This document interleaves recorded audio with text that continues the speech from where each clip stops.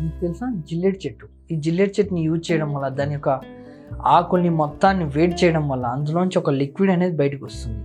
ఆ green colour కూడా ఈ లిక్విడ్ని మీరు ఏం చేస్తారంటే మన పొలం ఉంటుంది కదా, యూజ్ చేయకుండా ఆ వాటర్తో అక్కడక్కడ పిచికారి చేస్తే ఇవన్నీ చనిపోతాయి అన్నమాట. పురుగులు కానీ బ్యాక్టీరియా కానీ ఏముండదు. అలాగే దీనికి నత్రజని ఇంకా పోషకం న్యాచురల్గా పోషక విలువ నుంచి మొక్క అనేది పంట అనేది ఇంకా అభివృద్ధి చెందుతూ ఉంటుంది.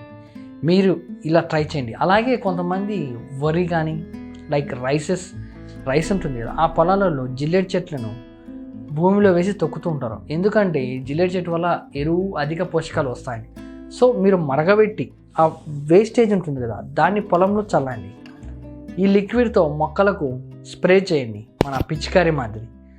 మొక్కలకు నత్రజని మంచిగా లభించి మంచి ఆదాయాన్ని అందిస్తాయన్నమాట. ఇలాంటి మరిన్ని న్యాచురల్గా తెలుసుకోవాలన్నా కానీ మీరు ఏదైనా ఇలాంటి వీడియోసే కావాలంటే నాకు వెంటనే కామెంట్ చేయండి. అలాగే లైక్ చేసి వీడియోని షేర్ చేయండి.